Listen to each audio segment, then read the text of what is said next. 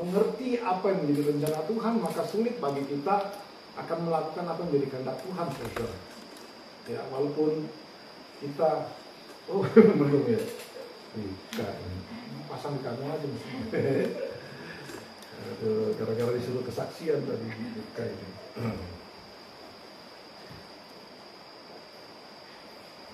Oke, jadi betapa penting jiwa ini, saudara. Manusia itu terdiri dari roh, jiwa, dan tubuh. Saya sering bicarakan ini dalam gereja. Dan saya akan ingatkan sekali lagi, saudara. Yesus berkata, roh itu penurut. Roh kita itu menurut. Menurut kepada siapa? Menurut kepada siapa kira-kira? Kepada Allah. Kenapa? Kenapa? Kepada siapa? Ibu tadi bilang apa? Roh saya menurut kepada daging, Bu. Itu roh itu kata dunia. Kita tidak hidup berdasarkan kata dunia. Roh itu penurut. Nah, saudara perlu tahu kenapa sampai roh itu menurut. Karena roh manusia itu milik Allah. Ya. Jadi bawaannya dia selalu menurut kepada Allah. Masalahnya manusia itu adalah makhluk yang unik. Dia ada roh, dia ada jiwa, dan dia ada tubuh. Itu unik, saudara, ya kan? Dalam satu pribadi ini ada 3 hal yang ada di dalamnya. Nah, firman Tuhan katakan, Yesus bilang, roh itu penurut, tapi daging itu lemah. Daging itu lemah. Daging ini mudah terganggu. Kalau kenapa? Nangis deh nyariin kopi.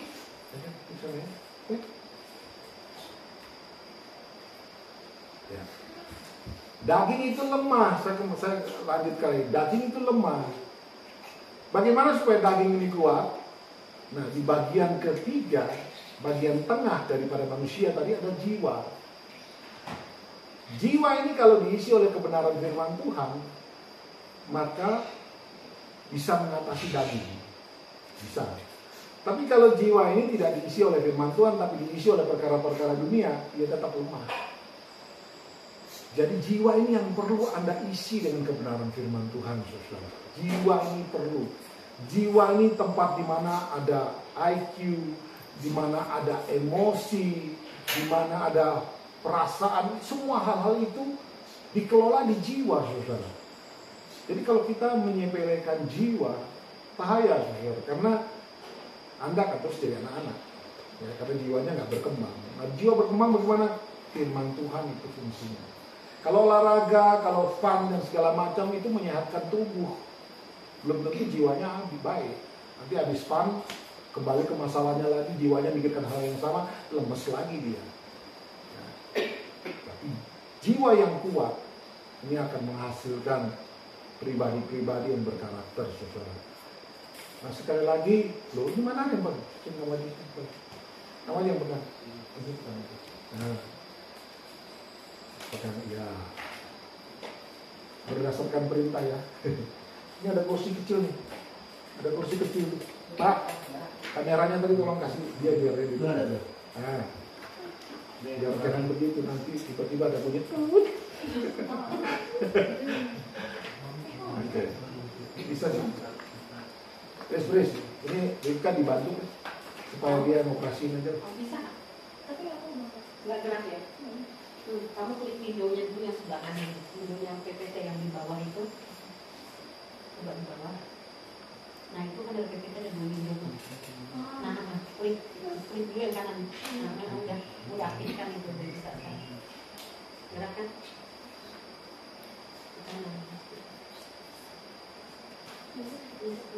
Bisa. Sini dong. Sini aja. Oh bisa. Nah itu deh. Oke, langsung sini. Tema kita adalah upgrade. Silakan. Understand the gift. Upgrade. Satu klik. Nggak bisa lagi ya? Chris, ayo tolong.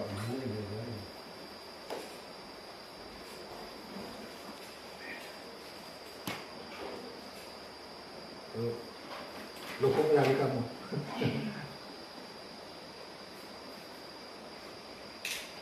Bisa nggak? Satu klik. Bisa kan? Bener. Yang kan ada PPT ada 2 video, yang diklik aja yang kanan. Sudah. Ya. Ya. Dah, stop sampai sini. Saya aja ingat, saya go through aja ini apa yang sudah sampaikan kemarin. Masih ingatkan arti kata upgrade? Raise the quality of. Meningkatkan kualitas. Kualitasnya siapa? Kualitas kita. Yang akan nampak, kalau kita punya kualitas meningkat itu nampak dalam perbuatan. Orang kalau kualitasnya meningkat, pintar ngomong itu bukan menambah kualitas sebenarnya, bukan. Karena kualitas yang naik, yang semakin bertambah, itu nampak sekali dalam perbuatan, saudara. Kemudian kita kemarin sudah bicara juga tentang arti dari kata upgrade adalah extend the usefulness, menaikkan kebergunaan kita, saudara. Ini yang harus selalu direnung-renungkan. Saya ada di suatu tempat, apakah saya berguna apa enggak? Kalau Anda tidak berguna, berarti ada yang salah dengan kita, saudara. Kalau sampai kita di suatu tempat tidak ada kebergunaan kita dirasakan orang lain, maka statusmu sebagai orang percaya itu dipertanyakan. Karena seharusnya dimanapun kita berada, kita bisa merubah situasi. Amin. Amin apa amin? Amin. Dan semua punya kemampuan untuk itu. Semua punya. Kenapa? Ya, sudah saya bahas berkali-kali. Karena setiap daripada kita, Tuhan kasih yang namanya talenta. Tuhan kasih yang namanya karunia. Karunia dan talenta itu untuk supaya kebergunaan Anda itu dirasakan oleh orang lain. Ya. Amin, saudara. Kita juga katakan, dia bilang kamu adalah garam dan terang dalam dunia ini. Itu semua kan kalau kita lihat, kalau kita analisa, maka kata garam dan terang itu berfungsi, ujungnya kemana sih? Kebergunaan kita. Kebergunaan kita, saudara. Coba lihat kiri kanan dan katakan kamu itu berguna. Kamu itu berguna. Tidak ada yang tidak berguna. Ya. Indah bisa ngomong ke Gip di belakang itu Indah. Udah ya. Gip ngomong ke sebelahnya di belakang bisa apa itu? Mantap. Ya. Saudara, Anda harus tahu Anda punya ini usefulness itu ada di dalam kita. Orang yang paling menyebalkan sekali itu orang yang dalam penjara, orang yang katanya penjahat, tetap di dalam dia itu ada potensi untuk berguna, saudara. Kalau dalam ilmu fisika itu boleh saya pakai kata gini, di dalam kita ini ada energi potensial, gitu kan bos? Iya. Energi kita ini punya energi potensial. Energi potensial itu tidak bakal keluar kalau Anda santai. Maksudnya kalau Anda tidak memicu itu dia nggak keluar. Sama seperti apa tuh dinamit. Dinamit itu akanlah sekedar sebatang benda yang sepanjang ini saja. Kalau sumbunya tidak dibakar, dia tidak akan mengeluarkan energi, saudara. Nah, Anda ikut retreat ini salah satu tujuan adalah membakar semangat yang ada di dalammu itu, supaya energinya itu keluar, saudara. Semua daripada kita punya yang namanya energi potensial. Kenapa? Mau makan? Makan? Ya. Udah nggak apa-apa, kasih aja. Makan. Ya, itu tadi ya saudara. Jadi dua hal ini selalu diingat-ingat. Bapak dan Ibu Monan kan nanti setelah ini kembali ke gereja kembali ke gerejanya. Ingat ini. Setiap daripada kita itu harus mengupgrade kualitas dan kebergunaan kita. Harus di-upgrade. Sama kita semua. Nah, terus langsung lagi, dengan cepat aja dan saya kemarin saya sudah bahas ini, siapa kita di hadapan Tuhan. Kita diciptakan serupa dengan gambar Allah. Kita juga dikatakan hampir sama seperti Allah. Ini satu status yang tinggi, saudara. Ya. status yang paling tinggi. Anda dihina dunia, biar aja. Yang penting Anda tahu siapa dirimu di hadapan Tuhan. Kalau kita tahu siapa diri kita di hadapan Tuhan, kita nggak akan membiarkan diri kita tuh hanyut dengan fitnahan orang merendahkan kita. Kita nggak akan hanyut dengan itu, karena kita tahu siapa diri kita. Kenapa kita suka baper coba? Karena kita lebih dengar apa kata dunia terhadap kita. Nah, ini harus di-shift, ini harus di-upgrade. Anda fokuskan kepada apa kata kebenaran firman Tuhan. Tentunya susah ya saudara ya. Kita tidak setiap hari ke gereja, lingkungan kita juga kadang-kadang bukan mayoritas orang percaya. Tetapi itu bukanlah alasan buat kita bilang saya nggak bisa upgrade. Itu alasan saudara. Kita semua punya potensi ke arah situ. Ada Roh Kudus dalam kita. Ya, next lagi menyipat. Nah, kita tahu tujuan Allah menciptakan kita, berkuasa, memanage, ya, mengkondisikan suasana yang tidak baik menjadi baik. Itu arti kata berkuasa di dalam bahasa aslinya, rada. Mengkondisikan suasana yang tidak benar menjadi benar. Itu ada di dalam diri Anda. Anda punya potensi untuk bisa melakukan itu. Itu bukan cuma pendeta, itu bukan cuma penginjil, tapi setiap orang yang statusnya adalah anak Tuhan, dia punya potensi ini.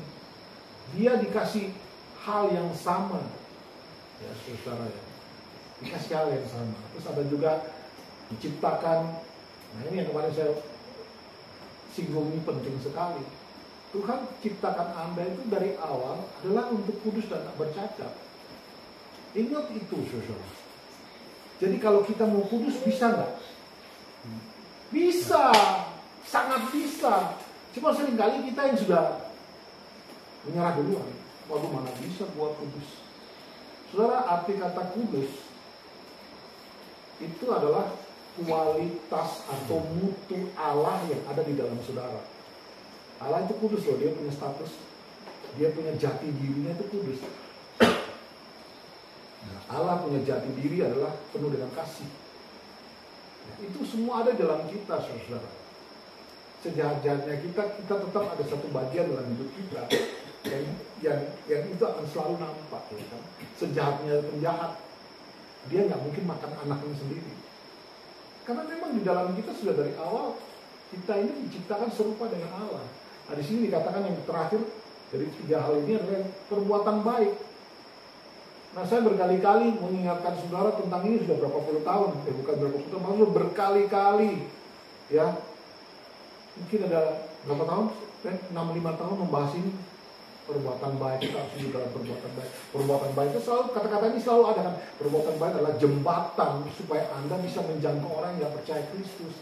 Banyak sekali orang-orang hari ini yang melakukan penginjilan frontal. Contoh dari mana penginjilan frontal itu? Gak ada. Yesus tidak melakukan cara penginjilan demikian. Yesus datang ke dunia, dikatakan dia jadi sahabatnya siapa coba? Kalian tahu? Dia tuh jadi sahabatnya orang berdosa. Ini kan berbeda sama pemahaman dunia. Jangan deketi dia. Dia tukang tipu misalnya. Ya kan begitu kan? Jangan deketi dia. Dia suka begini-begini. Nanti kamu ketularan. Kata siapa ketularan? Orang di dalam kita ada roh yang lebih kuat, yang mampu menolong kita untuk hidup benar, saudara. Nah, diciptakan untuk perbuatan baik. Perbuatan baik itu kalau diterjemahkan dari bahasa aslinya adalah melakukan sesuatu untuk keuntungan orang lain.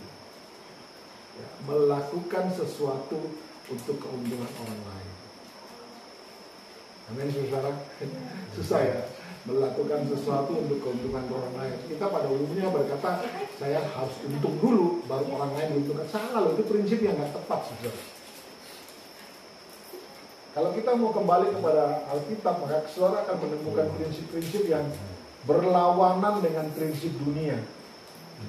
Inilah kita waktunya upgrade. Apa yang saat ini kita mungkin masih bertahan dengan prinsip lama, dirubah, saudara. Karena dari awal Tuhan ciptakan kita untuk hidup dalam perbuatan baik. Dia tidak ciptakan Anda untuk hidup egois. Kalau Tuhan mau ciptakan kita hanya untuk hidup bagi diri kita sendiri, maka dia tidak perlu ciptakan Hawa. Adam saja cukup. Kan saya pernah sampaikan kepada saudara. Coba kita renungkan, yang belum pernah dengar. Kenapa saudara diberi nama? Ya kan, coba. Kenapa saudara harus diberi nama? Karena ciptaan banyak. Ya kan, ada jawabannya banyak supaya diingat dan segala macam. Tapi kalau kita mulai berpikir lebih jauh, saudara, Anda diberi nama karena Anda ini adalah makhluk sosial, diciptakan dengan orang yang banyak. Jadi harus diberi nama. Kalau Anda sendiri perlu dikasih nama nggak? Nggak perlu. Siapa mau panggil saudara kalau saudara cuma hidup sendirian? Adam itu bukan nama. Adam itu artinya manusia, diciptakan dari tanah, artinya manusia. Jadi itu bukan nama. Ya saudara. Nah, kita lihat perbuatan baik ini adalah hal yang terakhir daripada tujuan Allah menciptakan manusia. Saya selalu mengajak Anda untuk mengkritisi. Kenapa begini, kok bukan begitu? Ya, misalnya ini, dalam Efesus 6 ayat 1, di pasal 1, dibicarakan kamu kudus dan tak bercacat, diciptakan Tuhan untuk itu. Baru kemudian, ayat pasal 2-nya mengatakan, untuk melakukan perbuatan baik. Saudara perhatikan baik-baik ya. Kita diciptakan serupa dengan gambar Allah dulu, baru berkuasa. Banyak sekali hari-hari ini penguasa yang tidak punya karakter Allah. Ya kan? Karena salah. Yang benar sebelum Anda berkuasa, Anda punya karakter Allah. Baru kekuasaanmu itu jadi benar. Sama. Di sini tidak dikatakan kamu hidup dalam perbuatan baik dulu, baru kudus dan tak bercacat. Tidak bisa. Untuk berbuat baik dan hasilnya itu maksimal, maka Anda harus kudus dan tak bercacat dulu. Jadi pada saat kita berbuat baik, motivasinya benar. Saya suka mencontohkan papanya Dendi. Masih ingat Pak? Bapak kan suka bersaksi dari sejak SMP, suka jalan kalau ke pasar ketemu orang yang sakit dibeliin balsem lah, kasih buah, ya kan? Iya. Ini masih dilakukan sampai sekarang nggak Pak? Masih. Ya. Bapak umur berapa sekarang? 72. 72. SMP itu berapa sih umurnya? 75, Pak. 75? Ya. Bukan 85, Pak? Enggak, gitu. Itu Pak ya. Kelahiran 47 saya. Oh, 47. Bapak SMP itu kelas berapa? Umur berapa kalau SMP kelas ini? 13 ya. 13. Sekarang 75. Berapa puluh tahun itu sudah? 63 tahun kan? Memang kelihatannya sepele. Tapi saudara tahu enggak? Apa yang terjadi? Orang-orang itu kalau bapak ini lewat, mereka bilang itu orang baik. Sebenarnya ini penting, saudara. Kita itu suka menyepelekan hal yang sederhana ini. Kita lebih suka mikirkan untuk ruginya. Gue dapat apa dulu nih? Nah itu yang kayak gitu harus dihapus. Begitu Anda memikirkan kerajaan sorga, Tuhan buka tingkap langit memberkatimu. Itu prinsip dalam Alkitab itu begitu. Bukan kita, Tuhan mau kasih apa dulu ya? Baru aku lakukan ini. Nah ini harus di-upgrade kembali. Di-upgrade. Amin. Sisi kiri. Di-upgrade ya. Itu besok Angel mau dibaptis jadi manusia baru. Tahu nggak itu artinya apa? Kamu di-upgrade. Ya, ditingkatkan. Nah sekarang kalau dengar khotbah masih suka pegang HP, setelah dibaptis mulai taruh tuh HP, lihat, perhatikan. Ya. Grace perlu dibaptis kan? Ya. Berarti Di-upgrade aja. Iya. Kalau mau dibaptis nanti Pak Michael yang baptis. Maksud saya ini saudara, saya kalau Anda yang kenal saya, yang nggak kenal saya mungkin selalu cap saya ini orangnya galak. Saya galak demi kebaikanmu saudara. Karena kalau saya galak menyatakan kebenaran, saya akan mengalami dua resiko penting. Yang pertama, Anda berubah ya, dan mengasihi saya. Atau kedua, lu siapa? Saya mengambil risiko itu loh kalau ngomong tegas kepada seseorang dalam gereja. Enggak peduli buat saya, yang penting apa yang saya sampaikan itu supaya Anda terupgrade dan melalui hidupnya yang terupgrade, kita punya kualitas itu naik dan kebergunaan itu dirasakan semua orang. Itu tujuannya. Saudara, Anda ingat saya, oke, nggak ingat ya sakarepmu. Saya nggak merasa rugi di dalam hal itu. Jadi saudara ya. Oke, langsung cepat saya. Dan balik. ternyata apa yang Tuhan rencanakan itu fail. Kenapa? Adam jatuh di dalam dosa. Kenapa tidak disebut Adam dan Hawa jatuh dalam dosa? Dibilang manusia dulunya. Kalau saudara cek Kejadian 3, dia punya perikop adalah manusia jatuh dalam dosa. Itu tidak mengacu kepada Hawa. Manusia di situ adalah Adam yang dimaksud. Jatuh. Kenapa Adam jatuh dalam dosa? Karena Adamlah yang menerima amanah. Kami menciptakan kamu serupa dengan gambarmu. Kamu yang begini. Itu Adam yang terima itu. Makanya pada saat dia gagal, semua rencana Tuhan, semua apa yang Tuhan kerjakan kepada Adam dan Hawa itu batal, saudara. Kekuasaan yang tadi diberikan kepada Adam berpindah kepada siapa sekarang? Lucifer dan teman-temannya. Mereka yang berkuasa atas bumi ini. Dan saudara tahu, saya mempelajari dan saya menemukan dari Adam jatuh dalam dosa sampai Yesus datang kedua kali itu lamanya kurang lebih 8.167 tahun. Artinya begini, apa sih? Sejak Adam jatuh dalam dosa, Allah memakai hamba-hambanya untuk tujuannya memulihkan kembali kondisi manusia yang sudah rusak tadi. Tapi faktanya tidak berhasil, saudara. Ya kan? Kita lihat dari mulai Musa. Di Musa, satu angkatan yang keluar dari tanah Mesir, semua mati di atas padang gurun. Kenapa? Tidak sesuai ekspektasi. Taurat diberikan. Apakah manusia tambah baik? Justru di Rasul Paulus mengatakan Taurat diberikan sehingga manusia itu lebih tahu dosa. Dan bukannya mereka bisa menjauhi dosa, sebaliknya mereka semakin berdosa. Kemudian kalau saudara lihat hakim-hakim, ada berapa puluh hakim yang Tuhan percayakan datang supaya manusia itu kembali kepada gambar dan rupa Tuhan, itu pun juga gagal. Sampai akhirnya Yesus itu datang. Itu kurang lebih 8.167 tahun. Begitu lama. Dan pada saat Yesus datang, kita mengalami perubahan. Di sini kita lihat tadi Adam fail. Pada saat Adam fail langsung cepat saja. Ada akibatnya. Gambaran Allah rusak yang tadi. Kehilangan kemuliaan Allah itu di dalam Roma 3:23. Ini kayaknya pakai yang mana ya? Kalau nggak ya udah biar aja. Manusia kehilangan kemuliaan Allah, saudara. Nah, kata kemuliaan ini yang Anda harus ingat baik-baik. Kata kemuliaan itu kalau di dalam bahasa aslinya, dalam bahasa Ibrani-nya disebut dengan kabod. Kabod itu artinya berat. Berat itu artinya kualitas, mutu. Anda dan saya pada saat diciptakan, Adam pada saat diciptakan, dia diciptakan dengan mutu dan kualitas Allah, saudara. Ngerti maksudnya ya? Mutu dan kualitas Allah itu ada di dalam Adam dan Hawa. Tetapi karena dia jatuh dalam dosa, maka mutu dan kemuliaan Allah itu hilang.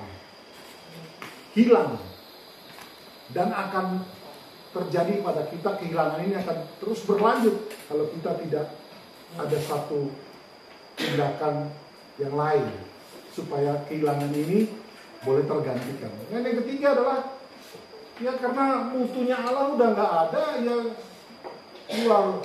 useless lah kita ini, betul kan?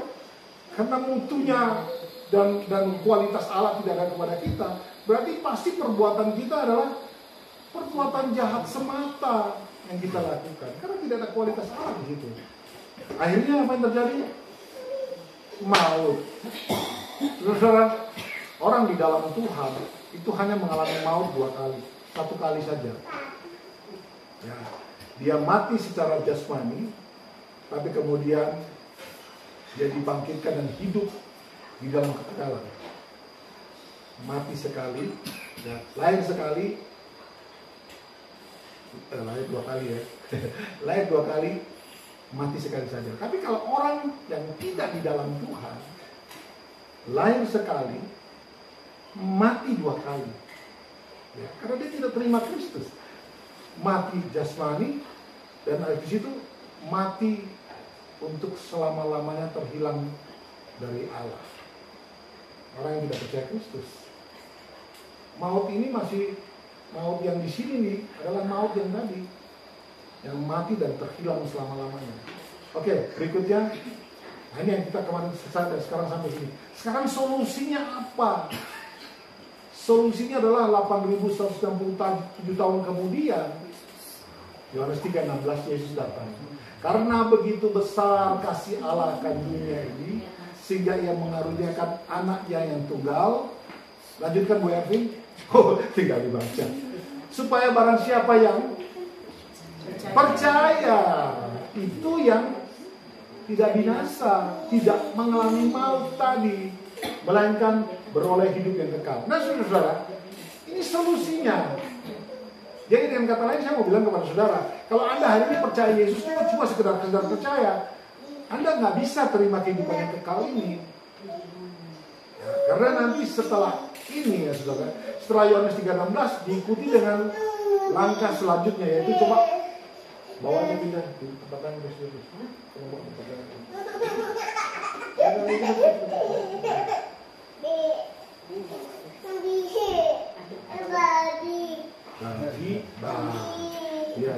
Ya nanti.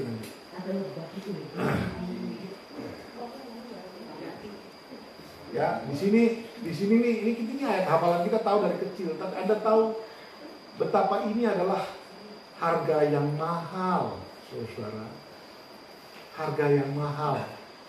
Yesus itu tidak ada salahnya, ya. Tapi dia harus mati supaya saudara ini dipulihkan. Yang percaya terutama, supaya Anda dikembalikan lagi kepada status yang pertama sebagai gambar dan cipta Allah seutuhnya. Itu melalui kematian Yesus. Jadi kematian Yesus bukan semata-mata, oh saya nanti masuk surga. Terlalu cetek itu saudara. Anda terima Yesus sudah pasti masuk surga. Masalahnya kan kita nggak langsung terima Yesus besok mati kan. Anda masih hidup lagi kan. Nah tujuannya adalah itu tadi. Kita harus kembali kepada posisi awal. Di-upgrade lagi. Ini kan ceritanya tidak ter-upgrade. Sekarang saya percaya saudara sudah mengalami upgrade kalau sudah percaya Kristus. Tapi orang-orang yang belum percaya Kristus, mereka itu orang-orang yang tidak ter-upgrade. Karena pada saat mereka mati, mereka itu mati yang pertama dan akan mati yang kedua. Kita hari ini yang sudah percaya Kristus, kita pasti akan mati yang pertama. Setelah itu katakan hidup bersama dengan Bapa di surga. Tetapi selama kita hidup dan belum mati ini, disinilah saudara fungsi daripada Anda dikembalikan kepada rencana awal, jadi diciptakan serupa dengan gambar Allah ini boleh terjadi. Ya, ada teman saya kemarin posting di profile picture minggu lalu lah. Jadi dia profile picture itu menggambarkan orang-orang yang mati dadakan, yang lagi jalan tiba-tiba mati, yang naik sepeda motor tiba-tiba jatuh dan mati, yang lagi nyapu tiba-tiba mati, jatuh dan mati, yang lagi antri mau naik kereta tiba-tiba jatuh tanpa ada yang pegang dia dan mati. Terus dia bilang begini, apa yang terjadi? Teman saya ini bilang ini, apakah yang terjadi? Salahkah? Ini salah siapa? Itu bukan salah siapa-siapa. Kenapa bukan salah siapa-siapa? Karena cara Anda mati itu tidak penting. Yang penting adalah bagaimana engkau hidup. Itu penting, saudara. Amin, saudara. Siapa yang punya bentuk kematian tidak seserem para rasul-rasul? Dilempar batu sampai mati itu saudara pikir apa? Itu mengerikan loh, ya. Sudah hancur pasti mukanya. Saudara tahu batu, jenisnya batu di Israel, itu bukan kayak batu kali gini yang bulat-bulat. Enggak, batunya itu kayak batu karang yang tajam-tajam. Kalau kena yang orang lempar dia itu bukan 1-2 orang. Bisa ratusan orang dilempar, hancur semua. Terus kita bilang apa? Dosa siapa? Tidak ada dosa siapa-siapa. Karena cara mati kita itu tidak penting, saudara. Yang menjadi penting dan sangat penting dan penting sekali adalah the way you live. Itu yang penting. Hidupmu ini memberkati orang atau tidak, itu pertanyaan besarnya. Saudara, saudara harus shifting, rubah cara berpikir kita ini. Kalau kita selama ini lebih banyak, lebih sibuk untuk urus diri sendiri, coba sekarang ditukar. Saudara juga memikirkan orang lain. Lihat, nanti Tuhan akan memberkati hidupmu. Amin, saudara. Saya sudah kasih perumpamaan dulu, ilustrasi dulu. Biasa kalau di depan minum aqua kan, semua lagi hot ini, saya minum habis itu. Terus biasanya Iren kalau lagi memperhatikan ke depan, nanti dia ganti air baru. Dia datang bawa air yang baru. Ngerti nggak saya, saudara? Demikian cara Tuhan.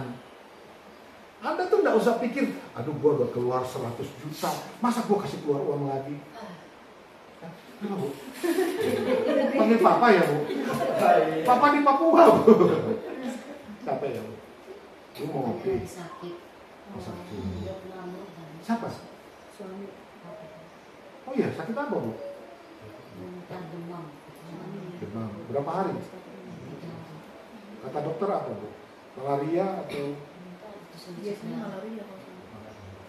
Ya udah, kita doakan maksudnya, Bu. Ya, Bu ya. Terus nanti aku nyanyikan Love Me Tender. Oke. Jangan diambil serius, saudara. Itu tadi hanya sesuatu yang lain.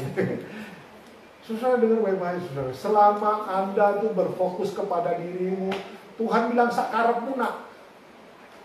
Ya, saya suka pakai istilah begini. Selama Anda turun tangan, Tuhannya angkat tangan.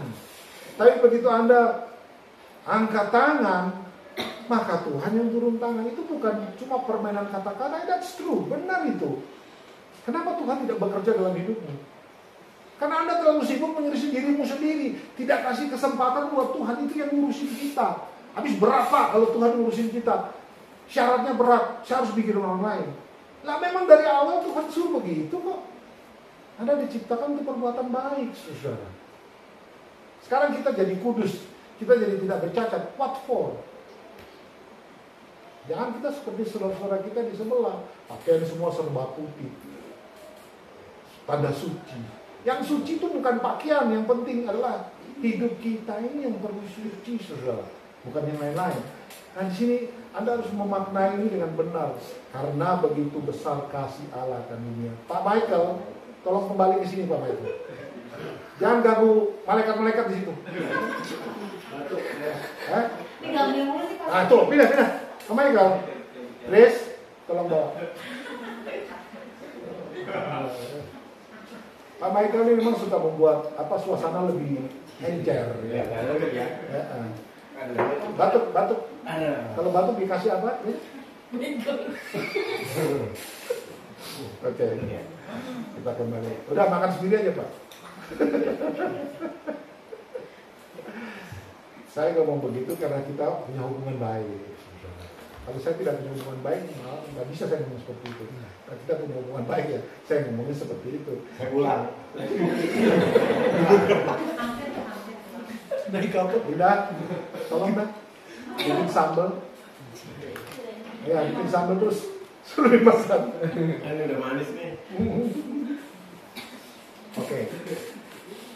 Saya minta Anda, ini ayat yang kelihatannya sederhana ini, tapi sebenarnya kunci supaya kita kembali kepada rencana awal yang semula. Selama Anda tidak terima Yesus yang sungguh-sungguh dalam hidupmu, nggak mungkin engkau punya kualitas hidup bisa seperti Yesus. Nggak bisa, saudara. Harus ini langkah awal. Next,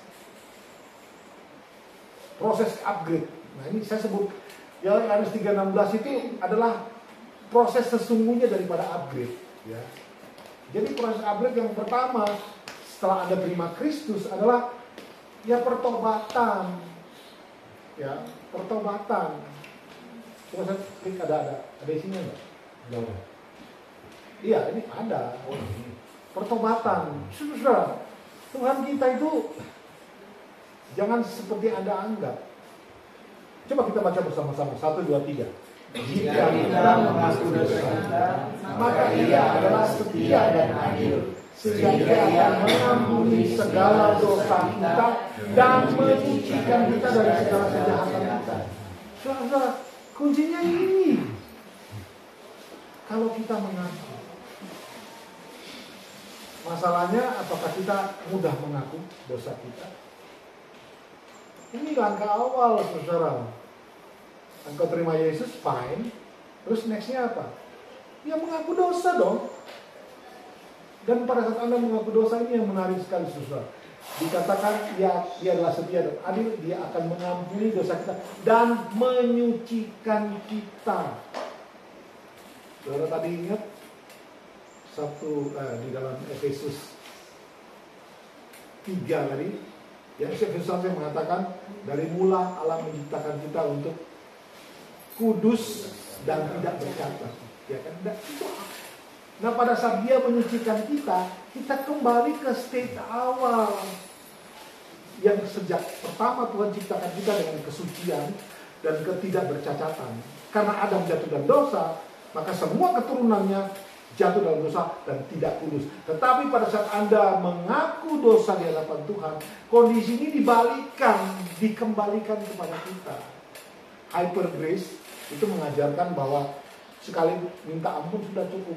Jadi bikin dosa aja, gak apa-apa. Kan sudah minta ampun kan, sekali cukup. Tidak, ayat ini sedang mengajarkan kita perlu menyucikan diri setiap hari. Harus setiap hari. Mengaku dosa. Amin. Anda tidak perlu mengaku dosa ke orang lain dulu. Belajar bicara dengan Tuhan, minta ampun di hadapan Tuhan. Di dalam Yesaya dikatakan, sekalipun dosamu merah seperti kirmisi, kita mengaku dosa, maka dia akan disucikan sama seperti salju. Anda dikuduskan. Tidak ada dosa yang tidak bisa diampuni Tuhan. Seberdosa apapun hari ini, ingat, Allah masih dan akan terus mengampuni kita. Kenapa Allah terus mengampuni kita? Karena dia tidak bisa menyangkal apa yang sudah dilakukan oleh Yesus. Kamu bukan. Next. Nah, langkah pertobatan sudah kan ya? Maka langkah berikutnya lahir baru, betul kan? Bertobat tapi kalau nggak lahir baru, ya sama aja. Bertobat tapi tidak menindaklanjuti. Lahir baru ini apa sih? Masih tahu cerita? Tahu ceritanya tentang ya Yohanes 3 percakapan Tuhan Yesus dengan Nikodemus, ya kan? Nikodemus ini ahli Taurat. Tapi Tuhan Yesus bilang, kamu nggak akan bisa melihat surga kalau kamu tidak akan dilahirkan kembali. Bingung si Nikodemus. Oh, setua ini bisa nggak? Apakah bisa saya masuk lagi dalam kandungan ibu saya? Bukan itu maksudnya. Yang dimaksudkan adalah ya saudara menerima semua yang ini. Ayat ini juga sering disalahartikan dengan bahwa lahir baru adalah dibaptis. Bukan. Lahir baru ini tidak bicara baptis, itu cuma simbol bahwa Anda terima Kristus. Ayat ini berbicara tentang kita menerima semua yang Allah sudah lakukan dalam hidup kita dan kita meninggalkan itu semua. Itu lahir baru. Hari ini boleh dibaptis 3 kali, 10 kali, 20 kali, tapi kalau Anda tidak meninggalkan manusia lama, Anda tidak bisa disebut lahir baru. Sampai di sini baptis lebih dari 1 kali. Ada yang lebih dari 1 kali?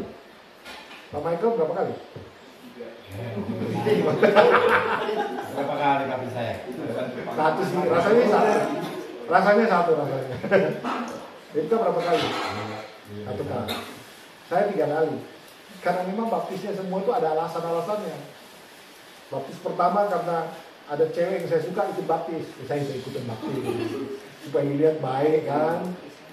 Tapi setelah itu ya hidupnya sama aja. Yang kedua itu pun juga sama, ada suka sama cewek lagi, dia baptis, saya ikut baptis juga.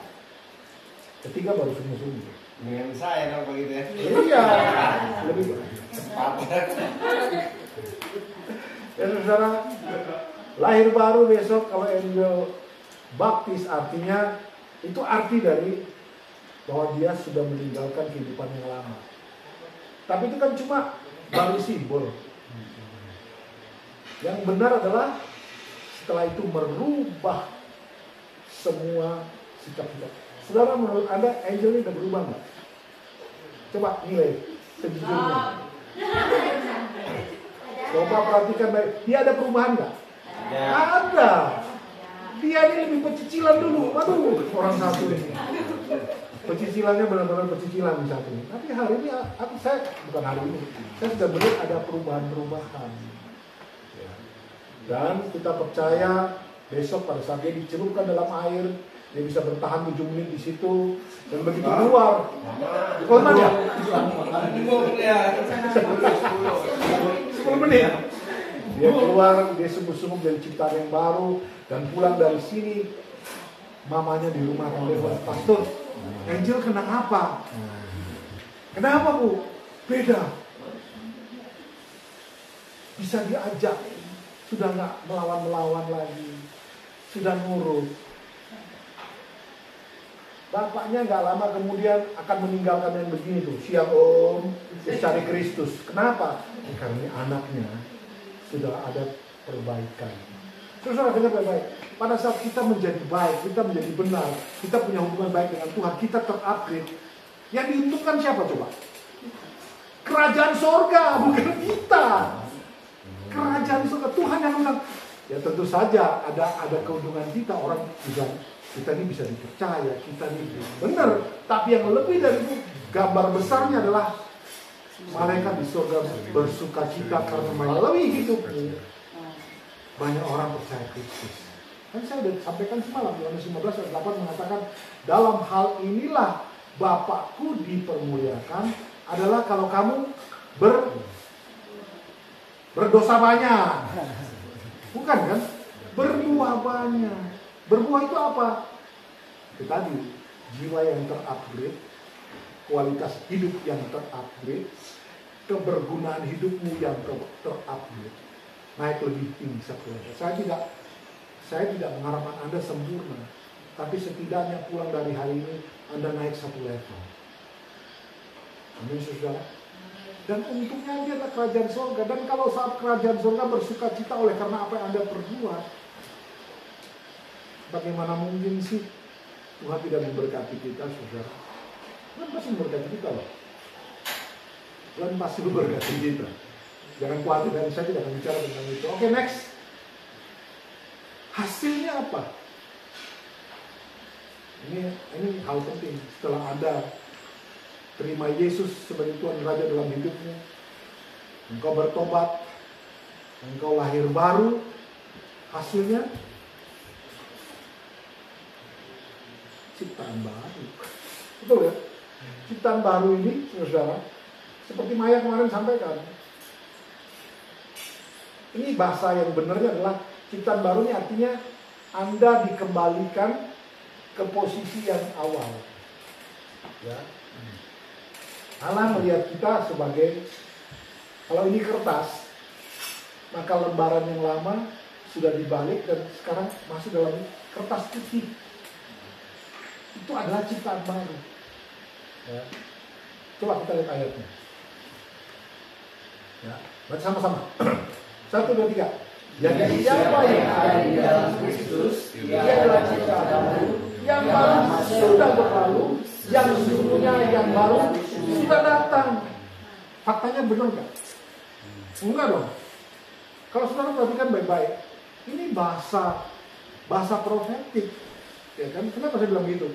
Karena dikatakan sini Anda adalah ciptaan baru, yang lama sudah berlalu. Apakah sudah sungguh-sungguh berlalu?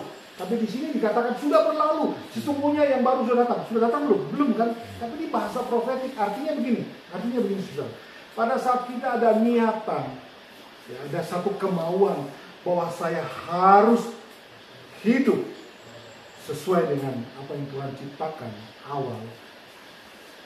Sesungguhnya yang baru itu sudah datang. Artinya kita pasti bisa. Saudara, itu kita pasti bisa. Tidak ada yang tidak bisa. Tidak ada yang tidak bisa. Pasti bisa. Saya tidak tahu dengan Anda punya latar belakang, tapi latar belakang saya rusak.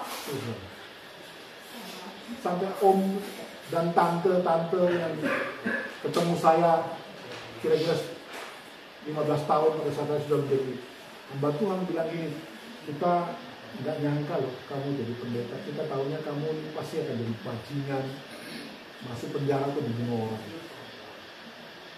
Karena kita percaya bahwa saya pasti bisa, Tuhan pasti tolong saya. ayat ini langsung berlaku. Sesungguhnya yang baru sudah datang. Kalau bahasa asli mengatakan sesungguhnya baru akan datang kan? Ini baru akan datang. Yang baru dikatakan sudah datang. Kapan itu? Pada saat Anda memutuskan untuk saya hidup kembali sesuai dengan apa yang kau sudah lakukan. Ya, jadi upgrade yang sejati itu terjadi di mana? Setelah kau lahir baru kan itu upgrade yang sejati.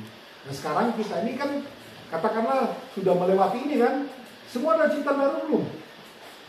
Saya percaya saudara pasti ada ciptaan yang baru. Ya, kok Anda nggak percaya? Chris, kamu ciptaan baru apa nggak? Iya. Kok handphone masih dipegang? Saya percaya kita ini ada ciptaan baru, tapi kita perlu di-upgrade lagi. Ya, harus di-upgrade lagi. Nah, saudara perhatikan, ini kata yang saya bahas itu kata baru yang saya bahas. Coba. Ya. Nah, di dalam kata aslinya ya, baru itu disebut dengan kainos. Kainos itu artinya recently made. Tahu artinya recently made? Baru dibuat, barusan aja dibuat. Ya, barusan dibuat. Artinya kalau barusan dibuat berarti itu kan baru, bukan bekas kemarin kan? Itu baru. Dan kemudian ada kata fresh, segar. Ada lagi recent, ya, belakangan, baru-barusan ini gitu. Nah ini yang menarik di kata ini, unused. Tahu arti kata unused? Belum pernah dipakai. Ini perlu diteliti bahasa ini. Unused, dikatakan unused. Kainos itu adalah unused. Jadi sebenarnya ini saudara, kita ini seringkali tidak menggunakan apa yang Tuhan sudah taruh dalam kita. Karena bahasa ini kadang tidak dipakai. Jadi artinya, ya, bayangkan itu seperti handphone yang baru beli, terus Anda geletakin aja begitu. Dan suatu-suatu kalau Anda pakai kan berarti masih hitung baru kan? Kenapa? Karena nggak dipakai selama ini kan. Nah kita itu saudara-saudara. Kalau kita tidak upgrade, kita ini sebenarnya adalah unused, yang sudah lama nggak dipakai. Makanya kita perlu lahir baru. Pada saat kita lahir baru, maka yang tidak pernah dipakai ini sekarang dipakai. Terus ada kata berikut dari kata kainos adalah of a new kind. Apa artinya sih? Dari jenis yang baru. Nah jenis yang baru ini mengacu bukan kepada sesuatu yang nggak pernah ada, sudah pernah ada, tetapi yang awal, yang hilang 8.167 tahun itu sampai Yesus datang, baru kita menerima Kristus, kita bertobat, kita jadi ciptaan yang baru. Inilah new kind, sesuatu yang baru. Jadi bukannya belum ada, sudah ada tapi tidak terpakai kemarin-kemarin itu. Nah, kalau Anda tidak benar-benar mengupgrade kualitas, tidak pernah benar-benar mau meningkatkan kebergunaanmu, maka Anda itu seperti ini, unused, handphone baru atau barang baru yang nggak pernah dipakai. Kira-kira rusak? Barang baru nggak pernah dipakai, rusak lah. Rusak, ketinggalan zaman, betul kan? Coba laptop yang Anda mungkin beli tahun berapa, 2000 begitu, walaupun itu laptop yang terhebat zaman itu, kalau digeletakin begitu saja, hari ini kepake nggak? Kalaupun kita mau pakai, kita harus upgrade kan? Habisnya banyak banget. Walaupun itu baru. Saudara, saya pikir pengertian upgrade Anda sudah cukup mengerti ya melalui ini. Nanti malam saya akan bahas khusus yang terakhir adalah mengenai Kolose 3:23 yang mengatakan apa saja yang kamu kerjakan, kerjakan seperti untuk Tuhan. Itu adalah bentuk, ayat itu adalah bentuk yang advance daripada upgrade. Yang kita lakukan seperti itu Tuhan. Pada umumnya kita lakukan apa-apa kan ada motivasi kan? Betul. Pada umumnya kita tuh melakukan sesuatu pasti ada motivasi. supaya mau dikenal supaya apa lagi? Supaya terkenal, atau apa lagi kira-kira? Satu kata. Kita pada umumnya melakukan sesuatu supaya apa? Salah satunya. Menurut kamu? Diakui. Betul lah. Apakah kita butuh pengakuan? Kita nggak perlu diakui. Allah yang harus diakui melalui kehidupan kita yang terupgrade. Apalagi coba? Pada umumnya kita melakukan sesuatu karena apa kira-kira? Supaya apa coba? Mengharapkan balasan. Supaya orang balas kebaikan kita. Apalagi coba kira-kira? Apa Pak Doni? Dipuji.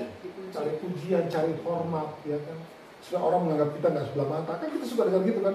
Lu musik gini nih, supaya lu nggak dianggap remeh orang. Saudara, kalau kita dianggap remeh orang, ya pantas-pantas saja. Kita ini cuma debu dan tanah kok. Mau apa yang lu mau kebanggakan? Uang bukan uangmu kok. Alkitab berkata bahwa setiap harta yang diberikan kepada kita, itu bukan harta kita. Itu punya Tuhan yang cuma dititipin. Ya saudara harus ngerti, ini penting sekali. Jadi kita tuh jangan, ini barangku, I keep it, I won't share. Nggak akan aku share ke siapapun. Ini punya aku kan? Salah. Itu punya Tuhan yang dititipkan. Pada saat Tuhan menitipkan kita sesuatu, artinya Tuhan sedang mau mempercayai kita. Saya banyak ketemu saudara ya, orang-orang yang dipercayakan Tuhan sesuatu langsung menghilang dari gereja, ya kan? Tadinya rajin, sekarang on and off. Alasannya macam-macam.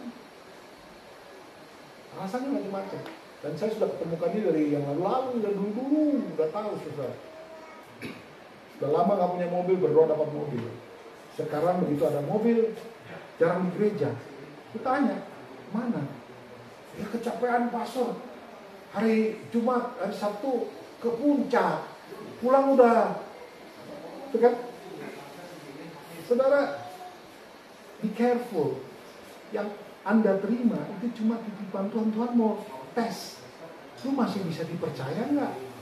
Dengan dikasih mobil, lu semakin rajin cari Tuhan, atau lu cari pergi kemana-mana sampai capek-capek sendiri. Banyak sekali saudara. Itu bentuk daripada orang yang tidak terupgrade, yang nggak mau upgrade.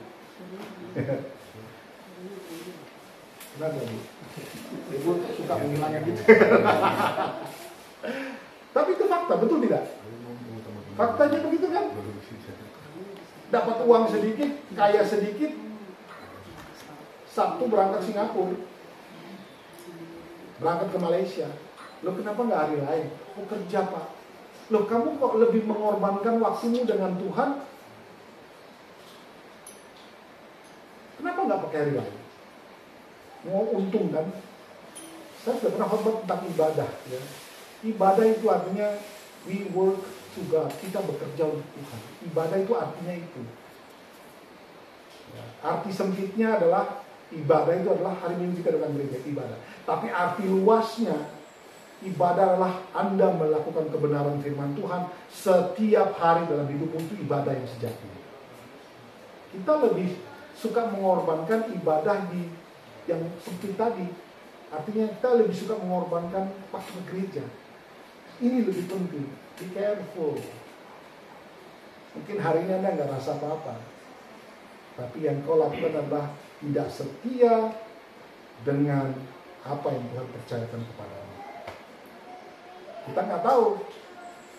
Satu bilang cukup. Kamu dikasih mobil, nggak pernah datang gereja malah. Nanti tiba-tiba something happen. Das lah. Baru habis itu datang gereja pastor doakan supaya kamu bisa punya mobil lagi. Basi yang kayak begitu susah. Ayo mari kita upgrade terus. Ini berlaku buat semua. Setiap daripada kita seperti saya katakan punya talenta, punya karunia, punya semua. Bahkan Tuhan mempercayakan harta Tuhan kepada Anda. Ayo di upgrade. Supaya tujuannya adalah kebergunaan Anda dirasakan oleh setiap orang. Ya saudara. Dan kemudian kualitas daripada kehidupanmu memberkati banyak orang. Amin. Amin apa aman? Ngantuk ya? Sekarang yang berapa sih? setengah 6. Ya udah, kita istirahat, Anda bisa ngopi, mandi, melakukan segala yang lain. Sudah habis kan sih? Oke, Tuhan memberkati, mari kita berdoa. Terima kasih Bapak untuk waktu yang singkat ini kami boleh belajar sedikit dari kebenaran firman. Ya Roh Kudus, tolong kami supaya ini bukan sekedar pengetahuan, tapi kami sungguh-sungguh menerapkannya dalam hidup kami. Terima kasih Bapak. Di dalam nama Tuhan Yesus kami berdoa. Amin. Tuhan memberkati.